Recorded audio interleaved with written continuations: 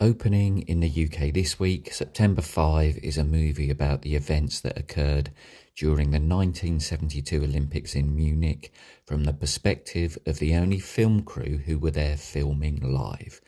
I saw it last night at an advanced screening. Is this something you should go and see?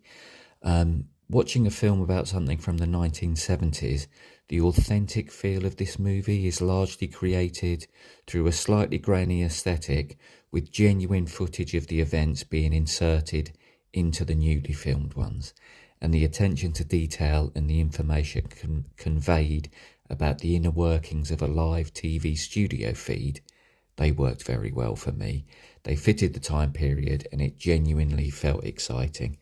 I'm not going to say too much about the events, but as the trailer reveals, there was a hostage situation inside the Olympic Village with live TV and the events played out with the whole world watching.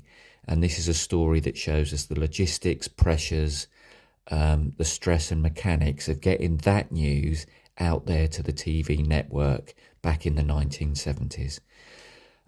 With few recognisable actors here, 3 performances did stand out. Alexander Skarsgård is one face you should recognise. He was as reliable as always. But there were 2 faces I didn't know that were outstanding here. John Magaro as the studio director and Leonie Benesch, who I thought was the standout role as the sole German speaker and translator for the broadcast team. This film has a short runtime. I found it both compelling and gripping throughout, with genuine tension, but it won't work for everyone. As I left, I heard a couple discussing it and they felt it was a little bit slow. That really surprised me because that wasn't my feeling at all. I really enjoyed it. I really did. But thinking after the time and discussing it now, it did create a bit of a dilemma for me, in that this narrative pretty much frames the entire human drama as being that as one which lies within the confines of a TV studio, sharing the action with the watching world, rather than the very real people who were central to the historical moment and others close to the actions in Munich in 1972. That left me kind of a weird feeling.